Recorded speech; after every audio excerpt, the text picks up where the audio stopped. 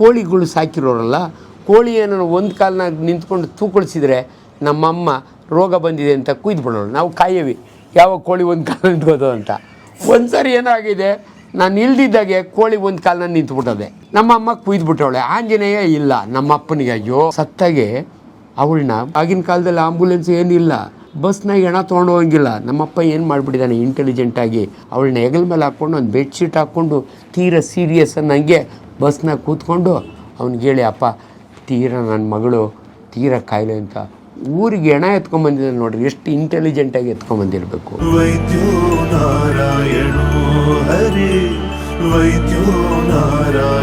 PUC ಹೆಂಗಿತ್ತು ಅಂತ ಹೇಳ್ತೀನಿ. ಹಾಸ್ಟೆಲ್ ಊಟ ಆಗ್ತಿರ್ಲಿಲ್ಲ? ಇಲ್ಲ, ಫ್ರೀ ರೂಮ್ ಅಷ್ಟೇ. ಅಲ್ಲಿ ಊಟ ಇರಲಿಲ್ಲ. ಅಲ್ಲಿದ್ದವರೆಲ್ಲ ಯಾರು ಗೊತ್ತಾ, ಗ್ಯಾಸ್ ಕಾಲೇಜ್ ಸ್ಟೂಡೆಂಟ್ಗಳು. ಯಾರೂ ಇದ್ರೋರಲ್ಲ, ಮೆಡಿಕಲ್ ಅಂತೀನಿ ಇದೇ ಇಲ್ಲ. ಒಬ್ಬ ಗೌರ್ಮೆಂಟ್ ಮೆಡಿಕಲ್ ಕಾಲೇಜ್ನ ಒಬ್ಬ SC ಹುಡುಗ ಇದ್ದ. ಅವ್ನು ಬಿಟ್ಟರೆ ಬೇರೆಯವರೆಲ್ಲ ಗ್ಯಾಸ್ ಕಾಲೇಜ್ನವರು. ಅಂದರೆ ಯಾವನು ಫಸ್ಟ್ ಅಟೆಂಪ್ಟ್ ಪಾಸ್ ಆಗ್ತಿರಲಿಲ್ಲ ಅಂಥವ್ರು ಅಲ್ಲಿದ್ದವರೆಲ್ಲ. 2 ಸಬ್ಜೆಕ್ಟ್ ಪಾಸ್ ಆದರೆ ಸಾಕು, ಕಂಟಿನ್ಯೂ ಮಾಡೋರು. ಅವಾಗ ನಮಗೆ ಇದಿತ್ತು, ಎಕ್ಸಾಮ್ಷನ್ ಇತ್ತು. ನಾನು ಫಸ್ಟ್ ಕ್ಲಾಸ್ ಬಂದ್ಬಿಟ್ಟೆ. ಎಲ್ರಿಗೂ ಆಶ್ಚರ್ಯ, ಬಂಡಿ ಶೇಷ ಮಾಡ್ಲಾಗಿ ಅವನು ಒಬ್ಬ ಫಸ್ಟ್ ಕ್ಲಾಸ್ ಬಂದ್ಬಿಟ್ಟ. ಎಲ್ರಿಗೂ ನ್ಯೂಸು ನೋಡಿರಿ ನಾನು ಫಸ್ಟ್ ಕ್ಲಾಸು. ಅವಾಗೆ ನಮ್ಮ 3 ಮೇಷ್ಟ್ರು ಇವತ್ತು ನೆನೆಸ್ಕೊತೀನಿ, ಪುಣ್ಯಾತ್ಮನ್ನ ಕೃಷ್ಣಪ್ಪ ಅಂತ. ಅವನು ಕಾರ್ಪೊರೇಷನ್ ಇದರೊಳಗೆ ಟೀಚರ್ ಆಗಿದ್ದ. ಸೊ ಅವನು ಆ ಹಾಸ್ಟ್ಲಾಗಿದ್ದ ಅವಾಗೆ. ಮರಿ ನೀನು ಚೆನ್ನಾಗಿ ಓದ್ತೀಯ, ಇಲ್ಲಿ ಕಷ್ಟಪಟ್ಟು ಅನ್ನ ಮಾಡ್ಕೊಂಡೇ ಫಸ್ಟ್ ಕ್ಲಾಸ್ ಬಂದಿದೆಯಾ. ಇನ್ನೊಂದು ಹಾಸ್ಟ್ಲಿದೆ ರಾಜಾಜಿನಗರದಲ್ಲಿ, RKMT Rajarajeshwari Kalyana Mantapa trust hostel. RKMT choultry ಇದೆ, ಅದು ಭಾಳ ಫೇಮಸ್ ಚೌಲ್ಟ್ರಿ. ನಾವು ಚಿಕ್ಕ ಹುಡುಗರಾಗೆ, ಇನ್ಫ್ಯಾಕ್ಟ್ ನಾನು ಮದುವೆ ಅಲ್ಲ ಆಗಬೇಕು ಅಂದ್ಕೊಂಡಿದ್ದೆ, ಆಗಲಿಲ್ಲ. ಅದು ಆಮೇಲೆ ಹೇಳ್ತೀನಿ, ನನ್ನ ಹೆಂಡತಿ ಮುಂದೆ ಹೇಳಲಿಲ್ಲ. ಅದ್ರ ಪಕ್ಕದಲ್ಲಿ ಶಾರದಾ ಕಲ್ಯಾಣ ಮಂಟಪ ಅಂತ ಇದೆ, ದಟ್ ವಾಸ್ ಅವರ್ ಹಾಸ್ಟೆಲ್. ಪುಣ್ಯಾತ್ಮರು ಅವಾಗೆ ಫ್ರೀ ಸೀಟ್ ಕೊಡೋರು. ಇಲ್ಲಿ ಅಡ್ವಾಂಟೇಜ್ ಏನಂದರೆ ಊಟ ಹಾಕೋರು, 2 ಊಟ, ಬೆಳಿಗ್ಗೆ 1 ಊಟ, ರಾತ್ರಿ 1 ಊಟ. ಭಾನುವಾರ ಮಾತ್ರ ಒಂದು ಟಿಫನ್ನು, ಚಿತ್ರಾನ್ನ. ಹಿಂದಿನ ದಿನ ಉಳಿದಿದ್ದ ಅನ್ನಕ್ಕೆ ಒಗ್ಗರಣೆ ಹಾಕಿ ಚಿತ್ರಾನ್ನ. ನಮಗೆಲ್ಲ ಅದೇ ಲಕ್ಸುರಿ. ಅಯ್ಯೋ ಟಿಫನ್ ಕೊಡ್ತಾರಂತೆ ಅಂತ. ಅವರು ಚನ್ನರಾಯ ರೆಡ್ಡಿ ಅಂತ ಮಲ್ಲೇಶ್ವರಂನಾಗ ಒಬ್ಬರು ಜಡ್ಜ್ ಇದ್ದರು. ಅವ್ರ ಹೆಂಡತಿ ಪಾರ್ವತಿ ಅಂತ. ಇವನು ಒಂದಿನ ಕರ್ಕೊಂಡೋಗಿ ಅವ್ರಿಗೆ ಹೇಳ್ದ, ಸರ್ ನಮ್ಮೂರು ಹುಡುಗ ಚೆನ್ನಾಗಿ ಓದ್ತಾನೆ, ಫಸ್ಟ್ ಕ್ಲಾಸ್ ಬಂದವನೇ, ಎಲ್ಲೋ ಬಂಡೀಶಮ್ಮ ಹಾಸ್ಟ್ಲಾಗಿದ್ದಾನೆ, ಇಲ್ಲಿ ನೀವು ಹಾಸ್ಟ್ಲಿಗೆ ಕೊಟ್ಟರೆ ಇನ್ನೂ ಚೆನ್ನಾಗಿ ಓದಿ ಡಾಕ್ಟ್ರ್ ಆಗ್ತಾನೆ ಅಂತ ಪಾಪ ಪರಿಚಯ ಮಾಡಿಕೊಟ್ಟೋದ. ಆಯಿತು ಬರಲಿ ಮುಂದಿನ ವಾರ ಅಂದರು. ರೆಡ್ಡಿ ನಾನು ಹೋದೆ, ಬಾಗಿಲು ತಡೆದೆ. ಯಾರು ನೀನು? ಸಾಮಾನ್ಯ ಬಂದಿದ್ದೆ, ಫಸ್ಟ್ ಕ್ಲಾಸ್ ಬಂದಿದ್ದೀನಿ ಬಂಡೀಶಮ್ಮ ಹಾಸ್ಟ್ಲಲ್ಲಿ. ನಿಮ್ಮ ಅಪ್ಪ ಏನು ಕೆಲಸ ಮಾಡ್ತಾನೆ? ಹೊಲ ಉಳಿತಾರೆ ಸರ್ ಊರಿನಾಗೆ ಅಂದರು. ಎಷ್ಟು ಜನ ಮಕ್ಕಳು ನೀವು? ಸರ್ ನಾವು 7 ಜನ ಮಕ್ಕಳು. ನಿಮ್ಮ ಅಪ್ಪನಿಗೆ ಮಾಡೋಕ್ಕೆ ಪಂಗಿರಲ್ವಾ? ಹಿಂಗೆ ಉಗ್ದ ಸರ್. ನಾನು ಹೊರಟೋಗ್ಬಿಟ್ಟೆ. ಈ ನನ್ನ ಮಗ ಸೀಟ್ ಕೊಡ್ದಿರು ಪರವಾಗಿಲ್ಲ, ನಮ್ಮ ಅಪ್ಪನ ಬೈತಾನಲ್ಲ ಇವನು ಸೀಟೇ ಬೇಡ ಅಂತ ಹೊರಟೋಗ್ಬಿಟ್ಟೆ. ನನ್ನ ಅಪ್ಪನ್ನೇ ಬೈತಾನಲ್ಲ ಇವನು ಅಂತ. ಆಮೇಲೆ ಹೋಗಿ ಇವ್ನಿಗೆ ಹೇಳಿದೆ, ಮರಿ ಅವಯ್ಯ ಜಡ್ಜು, ನಿಮ್ಮ ಮಕ್ಕಳಿಲ್ಲ, ಸೀಟ್ನಾಗ ಬೈದಿರ್ತಾನೆ, ಸುಮ್ಮನೆ ಹೋಗಿ ತುಮ್ಮನೆ ಹತ್ಕೊಂಡು ನನಗೆ ಸೀಟ್ ಕೊಡು ಅಂತ ಕೇಳು ಅಂದೆ. ಒಂದು 10 ದಿನ ಬಿಟ್ಟು ಮೆಲ್ಲಗೋದೆ. ನೀನೇನಾ ಅಂದೆ. ಫಸ್ಟ್ ಕ್ಲಾಸ್ ಬಂದಿದ್ದೀನಿ ಸರ್, ಏನೋ ಒಂದು ಮಾಡಿ ಸರ್. ಪಾರ್ವತಿ 10th ಕರೆದ್ರು. ನೋಡು ನಿನ್ನ ಹೆಸರು ಸೀಟ್ ಇವ್ನಿಗೆ ಬರ್ಕೊಳ್ಳ ಅಂದು. ಬರ್ಕೊಡ್ರಿ, ಏನೋ ಪಾಪ ಬಡ ಹುಡುಗ ಅಂದು. ನನಗೆ ಕಣ್ಣು ನೀರೇ ಬರುತ್ತೇನೆ. ಅವರು ಕೊಟ್ಟರು. ಆಮೇಲೆ ಬಂದು ಇಲ್ಲಿ ಸೇರಿಕೊಂಡೆ. ಕೊಟ್ಟರು, ಬರೆದು ಕೊಟ್ಟರು, ಸೀಟ್ ಕೊಟ್ಟರು ನನಗೆ. ಬಂದೆ, ನಾನು ಸೇರಿಕೊಂಡೆ. ಸೊ ನಾನು ಇಲ್ಲಿ ಸೀಟಿಗೆ ಸೇರಿದ್ದಕ್ಕೆ ನನಗೆ ಅಡ್ವಾಂಟೇಜ್ ಏನಾಯಿತು, 10% ಜಾಸ್ತಿ ಆಯಿತು. ಯಾಕಂದರೆ ಅಡುಗೆ ಮಾಡೋದಿಲ್ವಲ್ಲ. ಫ್ರೂಟ ರೂಮೇಟ್ ಒಬ್ಬ TC ಮಂಜೇಗೌಡ ಅಂದ್ಬಿಟ್ಟು ಇವತ್ತು ನೆನೆಸ್ಕೋತೀನಿ. ಈ became a commercial tax officer. ಇದ್ರವನು ಹಾಸನದವನು, ಹಿರಿಸ್ಯಾವೆಯವನು, ಅವ್ನು ನನ್ನ ರೂಮ್ಮೇಟು. ಪಾಪ ಇವರೆಲ್ಲ ಎನ್ಕರೇಜ್ ಮಾಡೋರು. ನನಗೆ ಅಡ್ವಾಂಟೇಜ್ ಏನಂದರೆ ಅಡುಗೆ ಮಾಡೋಂಗಿಲ್ಲ. ಸೊ ಓದಕ್ಕೆ ಟೈಮ್ ಜಾಸ್ತಿ ಸಿಗ್ತಲ್ಲ. ಅಲ್ಲೇ ಎದುರುಗಡೆ ಒಂದು 4 ಕಡೆ ಕೊಟ್ಟು ಟೀ ಕುಡಿದ್ರೆ ಮುಗೀತಲ್ಲ. First class ಬಂದುಬಿಟ್ಟೆ. ಆವಾಗ ನನಗೆ ಇಂಜಿನಿಯರಿಂಗ್ ಸೀಟ್ ಸಿಕ್ತು. UC 4 ತಿಂಗಳು ಮೆಡಿಕಲ್ ಸೀಟ್ ಸಿಗೋದು ಲೇಟ್ ಆಯಿತು. ಅಲ್ಲಿವರೆಗೆ ಅದೇ ಹಾಸ್ಟೆಲಲ್ಲಿ ಕಂಟಿನ್ಯೂ ಮಾಡಿದೆ. ಇಂಜಿನಿಯರಿಂಗ್ ಕಂಟಿನ್ಯೂ ಮಾಡಿದರೆ ಇನ್ನು 5 ವರ್ಷ ಪುಕ್ಕಟೆಯಲ್ಲಿ ಇರ್ಬೋದಿತ್ತು. ಮೆಡಿಕಲ್ BMCಗಳು ಸಿಕ್ಕಿದ್ರೆ ಪುಕ್ಕಟೆ 5 ವರ್ಷ ಇರ್ಬೋದಿತ್ತು. ಆದರೆ ಬಳ್ಳಾರಿ ಸಿಕ್ಬಿಡ್ತು.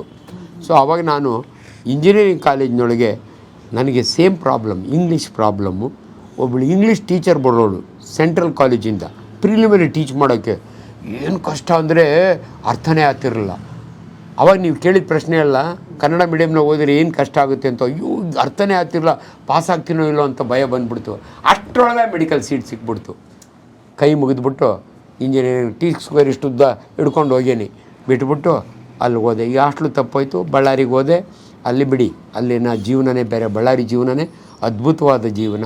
ಬಟ್ ನನ್ನ PUC ಲೈಫ್ ಅಂತೂ ಈ ರೀತಿ ಇತ್ತು. ಸೊ ಎಲ್ಲೋ ಒಂದು ಕಡೆ ಆ PUC ಆಗಿನ ಕಾಲದಲ್ಲಿ ವಿಷ್ಣುವರ್ಧನ್ ಓದಿದ ಕಾಲೇಜ್, ಅದು ಕುಮಾರಸ್ವಾಮಿ ಓದಿದ ಕಾಲೇಜು, ಅವೆಲ್ಲ ಭಾಳ ಹೆಸರುವಾಸಿ ಕಾಲೇಜ್, ನ್ಯಾಷನಲ್ ಕಾಲೇಜ್. ಏನಿವೆ ನಾನು ನ್ಯಾಷನಲ್ ಕಾಲೇಜ್ ಓದಿದ್ದಕ್ಕೆ ನನಗೆ ಡಾಕ್ಟ್ರಾಗ ಅವಕಾಶ ಜಾಸ್ತಿ ಆಯಿತು. ನನ್ನ ಅಣ್ಣ ಹೇಳಿದ್ರಲ್ಲ, ಅಲ್ಲಿ ಓದಬೇಕು ನೀನು ಅಂತ. ಸರ್, ಇದಕ್ಕೆಲ್ಲದಕ್ಕೂ ಪ್ರೋತ್ಸಾಹ ಅಪ್ಪನಿಗಿಂತಲೂ ನಿಮ್ಮ ಅಣ್ಣ ಅಪ್ಪನಿಗೆ ವಿದ್ಯೆ ಇಲ್ವಲ್ಲ, ಕಷ್ಟ. ನನ್ನ ಅಪ್ಪನ ಖುಷಿ ಏನಂದರೆ ಅಭಿಮಾನ, ಸುತ್ತತ್ತೂರಿಗೆ ನನ್ನ ಮಗ ಆಂಜನೇಯ ಡಾಕ್ಟ್ರ್ ಓದ್ತಾವನೆ. ಅದಕ್ಕಿಂತ ಮೊದಲು ಕೇಳಿ PUC ಒಳಗೆ ಬಣಿಸಿಮ ಹಾಸ್ಟ್ಲಾಗಿದ್ನಲ್ಲ, ಶೇಷಮ್ ಹಾಸ್ಟ್ಲಲ್ಲಿ ಇದ್ದಾಗೆ ನಮ್ಮ ಊರಿನಲ್ಲಿಗೆ ಗೌಡ್ರು ಮಟನ್ ತಿಂದಿದ್ದು 2 ವರ್ಷದಲ್ಲಿ 2 ದಿನ. ಒಂದು ಹೊಸತಡುಕು, ಉಗಾದಿ ಹಬ್ಬದ ಮಾರನೇ ದಿನ. ಅದು ಬಿಟ್ಟರೆ ಆಯುಧ ಪೂಜೆ, ಇವೆರಡು ಬಿಟ್ಟರೆ ಮಟನ್ ಇಲ್ಲ. ಇಲ್ಲ ಅಂದರೆ ಕೋಳಿಗಳು ಸಾಕಿರೋರಲ್ಲ, ಕೋಳಿ ಏನೋ ಒಂದು ಕಾಲನಾಗ ನಿಂತ್ಕೊಂಡು ತೂಕೊಳಿಸಿದ್ರೆ ನಮ್ಮಮ್ಮ ರೋಗ ಬಂದಿದೆ ಅಂತ ಕುಯ್ದುಬಿಡೋಳು. ನಾವು ಕಾಯವಿ ಯಾವ ಕೋಳಿ ಒಂದು ಕಾಲ ನಿಂತ್ಕೋದು ಅಂತ. ಒಂದು ಸರಿ ಏನಾಗಿದೆ, ನಾನು ಇಲ್ದಿದ್ದಾಗೆ ಕೋಳಿ ಒಂದು ಕಾಲನ ನಿಂತ್ಬಿಟ್ಟದೆ. ನಮ್ಮ ಅಮ್ಮ ಕುಯ್ದುಬಿಟ್ಟವಳೆ. ಆಂಜನೇಯ ಇಲ್ಲ ನಮ್ಮ ಅಪ್ಪನಿಗೆ, ಅಯ್ಯೋ ನನ್ನ ಆಂಜನೇಯ ಇಲ್ವಲ್ಲ ಅಂತ.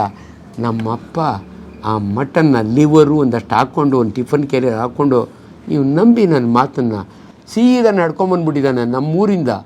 ಅರಕೆರೆ ಊರುಗಳು ಬರ್ತಾವಲ್ಲ, ರಾಜಾನುಕುಂಟೆ, ಅರಕೆರೆ ರೋಡಲ್ಲ, ಕಾಲುದಾರಿಯೊಳಗೆ ನಡ್ಕೊಂಡು ಬಂದು ಬಂಡಿಶೇಷಮ್ ಹಾಸ್ಟ್ಲಿಗೆ ಚಿಕನ್, ನನ್ನ ಇನ್ನೆಷ್ಟು ಪ್ರೀತಿ ಇರಬೇಕು ನನ್ನ ಮೇಲೆ, ಚಿಕನ್ ಕೊಡೋಕೆ ನನ್ನಪ್ಪ ಊರಿಂದ ನಡ್ಕೊಂಬಂದ್ಬಿಟ್ಟಿದ್ದಾನೆ ಸರ್. ಬಸ್ಸಲ್ಲ ದುಡ್ಡು ಹೋಗುತ್ತಲ್ಲ ಸರ್, 10 ಆಣೆ ಕೊಟ್ಟರೆ ಆ ಆಣೆ ಉಳಿದ್ರೆ ನನ್ನ ಮಗನಿಗೊಂದು ಪುಸ್ತಕ ಕೊಡಿಸ್ಬೋದಲ್ಲ, ಅದು ಅವರ ಆಸೆ. ಚುಂಚನಕಟ್ಟೆಗೆ ನನ್ನಪ್ಪ ಓರಿ ವ್ಯಾಪಾರಿ, ಓರಿ ಕೊಡಿಸೋದು ದಳ್ಳಾಳಿ. ನನ್ನಪ್ಪ ಚುಂಚನಕಟ್ಟೆಯಿಂದ ಯಾರನ್ನ ಭತ್ತ ದಾರಿಗಳು ಪಕ್ಕಡೋಗಿ ಕೊಟ್ಟರೆ ಅದನ್ನು ಟೋಲ್ನಾಗೆ ಕಟ್ಕೊಂಡು ತೊಗೊಂಡು ಊರಿನ ಮಕ್ಕಳಿಗೆ ಕೊಡೋರು. ಅದಕ್ಕಿಂತ ಮಜಾ. ನನ್ನಪ್ಪನ ಮಾತು ಇವತ್ತು ನಾನು ಈ ಮಟ್ಟಕ್ಕೆ ಫೈನಾನ್ಷಿಯಲಿ ಚೆನ್ನಾಗಿದ್ದೀನಿ ಅನ್ನೋದಕ್ಕೆ ಒಂದು ಎಕ್ಸಾಂಪಲ್ ಹೇಳ್ತೀನಿ. ನನ್ನಪ್ಪ ಹೇಳಿರೋ ಮಾತು, ಮನಿ ಸೇವ್ಡ್ ಈಸ್ ಮನಿ ಅರ್ನ್ಡ್. ನೀನು ಉಳಿಸ್ತೀಯಲ್ಲ ಅದನ್ನು ಅರ್ನ್ ಮಾಡ್ದಂಗೆ. ಇದಕ್ಕೆ ಎಕ್ಸಾಂಪಲ್ಲು ನನ್ನಪ್ಪ, ನನ್ನ ಭಾವ ಇದ್ದರು, ನನ್ನ ತಾಯಿಯ ತಮ್ಮ, ನಮ್ಮ ಮನೆ ಪಕ್ಕದಲ್ಲಿ ನಿಂಗಪ್ಪ ಮಾಮ ಅಂತ. ಅವನು ಸ್ವಲ್ಪ ರಿಚ್, ಅವ್ರ ಅಪ್ಪನಿಗೆ ಒಬ್ಬನೇ ಮಗ. ನನ್ನ ಅಮ್ಮನಿಗೆ ಅವಾಗೆಲ್ಲ ಹೆಣ್ಮಕ್ಳಿಗೆ ಆಸ್ತಿ ಕೊಡ್ತಿರಲ್ವಲ್ಲ, ಅವನಿಗೆ ಆಸ್ತಿ ಇತ್ತು. ನನ್ನ ನಿಂಗಪ್ಪ ಮಾಮನಿಗೆ ನಮ್ಮಪ್ಪ ಒಂದು ಎಮ್ಮೆ ಮನೆಗೆ ಕರಿಯೋ ಹಸುನ ಎಮ್ಮೆನೋ ಇರಬೇಕಲ್ಲ, ಬಾ ಮಾಮ ಒಂದು ಕೊಡ್ಸಿಯ. ಹಿಂದೂಪುರದವ್ರಿಗೆ ಕರ್ಕೊಂಡೋಗವ್ರೆ, ಅಲ್ಲಿ ಕಡಿಮೆ ದುಡ್ಡು ಸಿಗುತ್ತೆ ಅಂತ. ಒಂದು ಪ್ರೆಗ್ನೆಂಟ್ ವುಮನ್ನ, ತುಂಬು ಇದು ಗರ್ಭಿಣಿ ಇರೋವಂಥ ಎಮ್ಮೆ ಕೊಂಡ್ಕೊಂಡಿದ್ದಾರೆ. ನಡೆಸ್ಕೊಂಡು ಬರಬೇಕಲ್ಲ, ಅವಾಗೇನು ಇದಿಲ್ಲ. ನಡೆಸ್ಕೊಂಡು ಬರೋವಾಗ ಹಿಂದೂಪುರ ಆದಮೇಲೆ ಕರ ಹಾಕ್ಬಿಟ್ಟಿದೆ. ಕರ ಹಾಕಿದ್ಮೇಲೆ ಕರ ನಡೆಯಲ್ವಲ್ಲ, ಅದನ್ನು ಎತ್ಕೊಂಬರ್ಬೇಕು. ಎತ್ಕೊಂಬರು ನಮ್ಮ ನಿಂಗಪ್ಪ ಅಮ್ಮ ಹೇಳ್ದ, ಇವನಿಗೆ 5 ರೂಪಾಯಿ ಕೊಟ್ಟರೆ ಯಾರನ್ನ ಒತ್ಕೊಂಬರ್ತಾರೆ ಮಂಕ್ರಿ ಒಳಗೆ. ನಮ್ಮಪ್ಪ ಬಾಮೈದ ಅಲ್ವಾ, ನಿಂಗಪ್ಪ ನೀನು ಬೇಜಾರು ಮಾಡ್ಕೊಳ್ಳಲ್ಲ ಅಂದರೆ ಅವ್ನಿಗೆ 5 ರೂಪಾಯಿ ಕೊಡೋದ್ರ ಬದಲು ನನಗೆ 3 ರೂಪಾಯಿ ಕೊಡು, ನಾನೇ ಓದ್ಕೊಂಬಂದ್ಬಿಡ್ತೀನಿ. ನಮ್ಮಪ್ಪ ಈ ಕಥೆನ ಹೇಳಿದ್ದು ನನ್ನ ಜೊತೆಯಲ್ಲಿದ್ದ ನನ್ನಪ್ಪ. ನಾನು ಡಾಕ್ಟ್ರ್ ಆದಮೇಲೆ ದಿನಕ್ಕೊಂದು ಮಾತು ಹೇಳೋನು, ಮಗನೇ ಹಿಂಗೆಲ್ಲ ಕಷ್ಟಪಟ್ಟವ್ರು ನಾವು. ಅವತ್ತು ನಿಂಗಪ್ಪ ಮಾಮನ ಎಮ್ಮೆ ಕರನ ನಾನು ಓದ್ಕೊಂಬಂದಿದ್ದೀನಿ, 3 ರೂಪಾಯಿ ಕೊಟ್ಟ. ಆ 3 ರೂಪಾಯಿ ಎಷ್ಟು ಇಂಪಾರ್ಟೆಂಟ್ ಆಗಿನ ಕಾಲದಲ್ಲಿ. ನನ್ನಪ್ಪ ಎಂಥ ಬುದ್ಧಿವಂತ ಅಂದರೆ, ಇನ್ನೊಂದು ಮಾತು, ನನ್ನಪ್ಪನ ಬಗ್ಗೆ ಮಾತಾಡೋವಾಗೆ ಜನಗಳಿಗೆ ಇದು ಅರಿವು ಮೂಡಲಿ. ಇದೇ ನಿಂಗಪ್ಪ ಮಾಮನ ಹೆಂಡತಿ ರಾಮಕ್ಕ ಅಂತ ಇದ್ಲು. ಆಗಿನ ಕಾಲದಲ್ಲಿ TB ಸ್ಯಾನಿಟೋರಿಯಮ್ಗೆ ಅಡ್ಮಿಟ್ ಆಗಿದ್ಲು, ಸತ್ತೋಗ್ತಾಳೆ. ನನ್ನಪ್ಪನ ಕಂಡ್ರೆ ಆಕೆಗೆ ತುಂಬ ಪ್ರೀತಿ, ಮಾಮ ಅನ್ನೋರು. ಸತ್ತಾಗೆ ನಮ್ಮಪ್ಪನೇ ಬಂದು ನೋಡ್ಕೊಳ್ಳೋನು. ಸತ್ತಾಗೆ ಅವಳನ್ನ ಇಷ್ಟ ದಪ್ಪ ಆಗ್ಬಿಟ್ಟವಳೆ. ಅವಳನ್ನ ಟ್ಯಾಕ್ಸಿ, ಆಗಿನ ಕಾಲದಲ್ಲಿ ಆಂಬುಲೆನ್ಸ್ ಏನಿಲ್ಲ, ಬಸ್ನಾಗ ಹೆಣ ತೊಗೊಂಡು ಹೋಗಿಲ್ಲ. ನಮ್ಮಪ್ಪ ಏನು ಮಾಡಿಬಿಟ್ಟಿದ್ದಾನೆ ಇಂಟೆಲಿಜೆಂಟಾಗಿ, ಅವಳನ್ನ ಹೆಗಲ ಮೇಲೆ ಹಾಕ್ಕೊಂಡು ಒಂದು ಬೆಡ್ಶೀಟ್ ಹಾಕ್ಕೊಂಡು ತೀರಾ ಸೀರಿಯಸ್ ಅನ್ನಂಗೆ ಬಸ್ನಾಗ ಕೂತ್ಕೊಂಡು ಅವ್ನಿಗೆ ಹೇಳಿ, ಅಪ್ಪ ನನ್ನ ಮಗಳು ತೀರಾ ಕಾಯಿಲೆ ಅಂತ ಊರಿಗೆ ಹೆಣ ಎತ್ಕೊಂಬಂದಿದ್ದಾನೆ ನೋಡ್ರಿ, ಎಷ್ಟು ಇಂಟೆಲಿಜೆಂಟಾಗಿ ಎತ್ಕೊಂಬಂದಿರಬೇಕು. ಬಟ್ ಅದ್ರ ಎಫೆಕ್ಟ್ ಏನಾಯಿತು ಗೊತ್ತಾ ಸರ್? ನಾನು MBBS ಸೇರ್ತೀನಿ, ಫಸ್ಟ್ ಇಯರ್ನಾಗಿದ್ದೀನಿ. ನನ್ನ ಅಪ್ಪನಿಗೆ ಟಿ ಬಿ ಅಟ್ಯಾಕ್ ಆಗಿದೆ, ಆಕೆಯಿಂದ ಬಂದಿದೆ, ಒಬ್ಬರಿಂದ ಒಬ್ಬರಿಗೆ ಟಿ ಬಿ ಬರುತ್ತಲ್ಲ. ನನ್ನ ಅಪ್ಪನಿಗೆ ಜ್ವರ ಬಂದುಬಿಟ್ಟಿದೆ. ಆಗೆಲ್ಲ ಟೆಲಿಗ್ರಾಮ್ ಇರ್ತಿತ್ತು. ನನಗೊಂದು ಟೆಲಿಗ್ರಾಮ್ ಬರುತ್ತೆ, ಅಪ್ಪ ಸೀರಿಯಸ್ಸು, ಇನ್ನೇನು ಮ್ಯಾಲಕ್ಕೆ ಹೋಗ್ತಾವನೆ ಅಂತ. ನಾನು ಟ್ರೈನ್ನಾಗೆ ಅವಾಗ 9 ರೂಪಾಯಿ 80 ಪೈಸೆ ಏನೋ ಟ್ರೈನು, ದೊಡ್ಡಬಳ್ಳಾಪುರಕ್ಕೆ ಬರೇನಿ, ಬಳ್ಳಾರಿಯಿಂದ ಹಿಡಿದು ಮನೆಗೆ ಹೋಗ್ತೀನಿ. ನನ್ನ ಅಪ್ಪನ ಮನೆಯೊಳಗೆ ಮಲಗಿಸ್ಬಿಟ್ರೆ, ನಮ್ಮದು ಮಾಡಿ ಮನೆ ಇತ್ತು, ನಮ್ಮಪ್ಪ ನಮ್ಮ ದೊಡ್ಡಪ್ಪನ ಹತ್ರ ಕೊಂಡ್ಕೊಂಡಿದ್ರು ಮನೆ, ಮಲಗಿಸ್ಬಿಟ್ಟಿದ್ದಾರೆ. ನಮ್ಮಪ್ಪ ಹಿಂಗೆ ಮಾಡ್ತಾವನೆ, ಮೇಲೆ ನಮ್ಮಪ್ಪ ಕರಿತಾವನೆ, ಅವರಪ್ಪ ಅಂದರೆ ಸತ್ತೋಗ್ತಾಯಿದ್ದೀನಿ ಅಂತ. ಅವರಪ್ಪ ನನ್ನ ಚಿಕ್ಕಮ್ಮ ಅತ್ತೆ ಎಲ್ಲ ಕೂತು ಅಳ್ತಾ ಇದ್ದಾರೆ. ನಾನು ನೋಡಿದೆ, ಇಟ್ಸ್ ಎ ಫೀವರ್ ಇದು. ಅಮ್ಮ ನೀವು ಒಂದು ಕೆಲಸ ಮಾಡಿರಿ, ನಮ್ಮ ಅಣ್ಣನಿಗೆ ಹೇಳಿದೆ, ಒಂದು ಎತ್ತಿನ ಗಾಡಿ ಮಾಡಿ ದೊಡ್ಡಬಳ್ಳಾಪುರದವರೆಗೂ ಟ್ರೈನ್ ಹತ್ರ ಕರ್ಕೊಂಬಂದ್ಬಿಡೋಣ. ಟ್ರೈನಾಗೆ ನಾನು ಹಾಕ್ಕೊಂಡು ಬಳ್ಳಾರಿಗೆ ಹೋಗ್ತೀನಿ. ಬಳ್ಳಾರಿ ತೊಗೊಂಡೋದೆ, ಟಿ ಬಿ ಸ್ಯಾನಿಟೋರ್ನಾಗ ಅಡ್ಮಿಟ್ ಮಾಡಿದೆ. ಎಲ್ಲ ಹುಡುಗರಿಗೂ ಒಂಥರ ಅವಮಾನ ಮಾಡ್ತಾರಲ್ಲ, ಇವರಪ್ಪ ಟಿ ಬಿ ಪೇಷೆಂಟು. ನಾವೇ ಪೇಷೆಂಟ್ಗಳು ನೋಡ್ತಿರ್ತೀವಲ್ಲ, ಮೆಡಿಕಲ್ ಸ್ಟೂಡೆಂಟ್ ಕ್ಲಾಸ್ ತೊಗೋತಾರಲ್ಲ. ನನ್ನ ಅಪ್ಪನೇ ನನಗೇನು, ನಮ್ಮ ಅಪ್ಪನಿಗೆ ದಿನ ಒಂದು ಮೊಟ್ಟೆ ಕೊಡೋರು, ಫಸ್ಟ್ ಕ್ಲಾಸ್ ಊಟ ಕೊಡೋರು. 3 ತಿಂಗಳಿಗೆ ಫಸ್ಟ್ ಕ್ಲಾಸ್ ಆಗ್ಬಿಟ್ಟ ನನ್ನಪ್ಪ.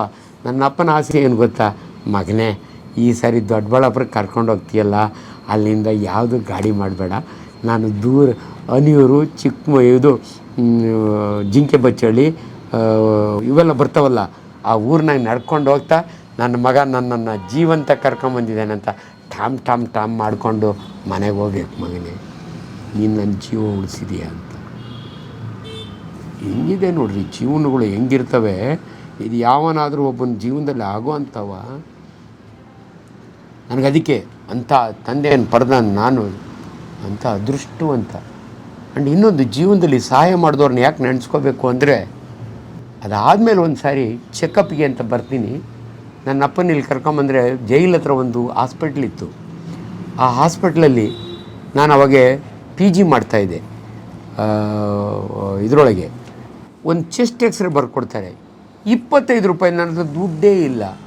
ಅವಾಗೆ ಆನಂದರಾವ್ ಸರ್ಕಲ್ ಹತ್ರ ಬರ್ತೀನಿ. ಇವತ್ತು ಮೊನ್ನೆ ಬಂದು ತೋರಿಸ್ಕೊಂಡು ಅವ್ರ ಹತ್ರ ನಾನು ಚಾರ್ಜೇ ತೊಗೊಳ್ಳಲ್ಲ. ಆ ಪುಣ್ಯಾತ್ಮನ್ನ ಇದರಲ್ಲಿ ಅಂಗಡಿಯಲ್ಲಿ ಕೂತಿರ, ಅಣ್ಣಯ್ಯ ನಾನು MBBS ಮಾಡಿದ್ದ, ಅಲ್ಲಿದ್ದ ನೋಡಿದ್ದ, ಅಪ್ಪಂದು ಎಕ್ಸ್ರೇಗೆ ದುಡ್ಡಿಲ್ಲ ಅಂದು 500 ರೂಪಾಯಿ ಕೊಟ್ಟ. ಅದನ್ನೆಲ್ಲ ಮಾಡಿ ಆ ಸಾಲ ನಾನು MBBS ಆದಮೇಲೆ ಬಂದು ಅವ್ರಿಗೆ ಕೊಟ್ಟಾಗೆ ಅವ್ರಿಗೆ ಆಶ್ಚರ್ಯ. ನಾನು ಮರ್ತೇ ಹೋಗಿದ್ನಲ್ಲ ಮನೆ. ಅದಕ್ಕಿಂತ ಭಾಳ ಇಂಪಾರ್ಟೆಂಟ್ ನಿಮ್ಗೆ ಹೇಳ್ತೀನಿ. ನನಗೆ ಮೆಡಿಕಲ್ ಸೀಟ್ ಸಿಕ್ತಲ್ಲ, ಅಲ್ಲೂ ಚಂದ್ರಾರೆಡ್ಡಿಗೆ ಹೇಳ್ಬಿಟ್ಟು ಹೊರಟೋದೆ. ಹಾಸ್ಟೆಲ್ ಬಿಡಲೇಬೇಕಾಯ್ತು. 5 ವರ್ಷ ಆದಮೇಲೆ MBBS ಆದಮೇಲೆ ಬರ್ತೀನಿ, ಮನೆಗೆ ಗುರ್ತು ಸಿಗ್ತಿಲ್ಲ. ಹೋಗಿ ಅವ್ರಿಗೊಂದು ಥ್ಯಾಂಕ್ಸ್ ಹೇಳೋಣ. ರೆಡ್ಡಿಯವ್ರಿಗೆ. ಅವ್ರು ಸತ್ತೋಗಿರೋದು ನನಗೆ ಗೊತ್ತಿಲ್ಲ. ಅಮ್ಮ ಒಬ್ಬರೇ ಇದ್ದಾರೆ. ನಾವೊಂದು ಚಿಕ್ಕ ಪ್ಯಾಕೆಟ್ ಸ್ವೀಟ್ ಮೈಸೂರು ಪಾಕ್ ತೊಗೊಂಡು ಮೆಲ್ಲಗೆ ಹೋಗಿ ಬಾಗಿಲು ತಡೆದೆ. ಯಾರು ಮರಿ ಅಂದ್ಲು. ಅಮ್ಮ ನಿಮ್ಮ ಹೆಸರಲ್ಲಿ 5 ವರ್ಷದಿಂದ ಇಲ್ಲ, ಹಾಸ್ಟ್ಲಲ್ಲಿದ್ದೆ, ಈಗ MBBS ಮಾಡಿ ಡಾಕ್ಟ್ರಾಗಿದ್ದೀನಿ. ಕಣ್ಣ ಗಳಗಳ ಅಂತ ನೀರು ಬಂದ್ಬಿಡ್ತಾವೆ ಅಮ್ಮನಿಗೆ. ಮರಿ ಇದುವರೆಗೆ ಇಷ್ಟು ಜನಕ್ಕೆ ಅಲ್ಲಿ ಸಹಾಯ ಮಾಡಿದ್ವಿ, ಒಬ್ಬನೂ ಬಂದು ನನಗೆ ಹೇಳಲಿಲ್ಲ ನಿನ್ನ ಸೀಟ್ನಾಗಿದ್ದೆ ಅಂತ. ಏನು ಮರಿ 5 ವರ್ಷ ಆದಮೇಲೆ ಡಾಕ್ಟ್ರಾಗಿ ಬಂದು ನನಗೆ ಹೇಳ್ತಿದ್ಯಲ್ಲಪ್ಪ, ನಿನ್ನ ಅಪ್ಪ ಅಮ್ಮ ಎಷ್ಟು ಪುಣ್ಯವಂತರೋ. ರಿಯಲಿ ಇವ್ನು ನೆನೆಸ್ಕೋಬೇಕು ಅನ್ನೋದಕ್ಕೆ ನಾನು ಹೇಳ್ತೀನಿ. ಚನ್ನರಾಯ ರೆಡ್ಡಿಯ ಹೆಂಡ್ತಿನ ನಾನು MBBS ಪಾರ್ವತಮ್ಮನ, ಆ ಅಮ್ಮನ ದೇಸೆ ನಾನು ಡಾಕ್ಟ್ರ್ ಆಗ್ತೀನಿ. 5 ವರ್ಷ ಆದಮೇಲೆ ಬಂದರೆ ನಮಗೇನು ಅವಾಗ ಇನ್ಫಾರ್ಮೇಷನ್ ಇಲ್ಲ. ಪಾಪ ಯಜಮಾನರು ಅಡ್ವೊಕೇಟ್ ಸಾಹೇಬ್ರು ಅವರು ತೀರ್ಕೊಂಬಿಟ್ರು ಮರಿ. 2 ವರ್ಷ ಆಯಿತು, ನಾನು ಒಬ್ಬಳೇ ಇದ್ದೀನಿ, ಮಗಳು ಬೇರೆ ಎಲ್ಲೋ ಇದ್ದಾಳೆ. ನೀನು ಬಂದಿದ್ದು ನೋಡಿ ನನಗೆ ಆಶ್ಚರ್ಯ. ಎಂತೆಂಥವ್ರಿಗೆ ಇಲ್ಲಿ ಕೊಡ್ತೀವಿ, ಒಬ್ಬರೂ ಬಂದು ನಮಗೆ ಹಿಂಗೆ ಮುಗಿಸ್ತು ಅಂತ ಹೇಳಲಿಲ್ಲ ಅಂತ. ಈಗ ನಾನೇ ಡೋನರು. ಮೆಡಿಕಲ್ ಕಾಲೇಜು ಹಾಸ್ಟ್ಲಿಗೆ 1 ಲಕ್ಷ ಕೊಟ್ಟು ಇದುವರೆಗೆ ಜನಕ್ಕೆ 3 ಜನ ಹುಡುಗಿರಿಗೆ ಫ್ರೀ. ಒಬ್ಬಳು ಕೂರ್ಗ್ನೋಳು, ಒಬ್ಬಳು ಇದರೋಳು ಇಂಜಿನಿಯರಿಂಗ್ ಮುಗಿಸಿ ನನ್ನ ಹೆಸರಿನಲ್ಲಿ ಪುಕ್ಕಟೆ ಊಟ ಮಾಡಿ ಹೋಗಿದ್ದಾರೆ. ಹೋಗೋವಾಗ ಹೋಗ್ತೀನಿ ಅಂತ ಹೇಳಿಲ್ಲ ನನಗೆ. ಇವತ್ತು ನಾನು ಡೋನರ್ ಇದ್ದೀನಿ. ನನ್ನಂಥ ಕಷ್ಟದವ್ರಿಗೆ ಆಗಲಿ ಅಂತ ನಾನು ಮಾಡಿದರೆ ಕಾಲ ಹೆಂಗಿದೆ ನೋಡಿ. 3 ಒಬ್ಬಳು 3 ವರ್ಷ ಇದ್ಲು, ಒಬ್ಬಳು 4 ವರ್ಷ ಇದ್ಲು, ಇನ್ನೊಬ್ಬಳು 10 ವರ್ಷ ಆಯಿತು. ಯಾಕೆ ದುಡ್ಡು ಕೊಟ್ಟಿದೆ ಅಂದರೆ, ನನ್ನ ದೊಡ್ಡಪ್ಪನ ಮೊಮ್ಮಗಳು ಅಲ್ಲಿ ವಾರ್ಡನ್ ಆಗಿದ್ಲು. ನನ್ನನ್ನು ಅವಳು ಡಾಕ್ಟ್ರ್ ಆಗಿದೆಯಪ್ಪ, 1 ಲಕ್ಷ ಏನು ನಿನಗೇನು ದೊಡ್ಡದಲ್ಲ, ಒಂದು ಡೊನೇಷನ್ ನಿನ್ನ ಹೆಸರೇ ಯಾರನ್ನ ಒಂದು ಹುಡುಗಿ ಓದ್ತಾಳೆ, ನಾನೇ ವಾರ್ಡನ್ ಇದ್ದೀನಿ, ಆಯ್ತು ಕೊಡಮ್ಮ ಅಂತ ಕೊಟ್ಟೆ.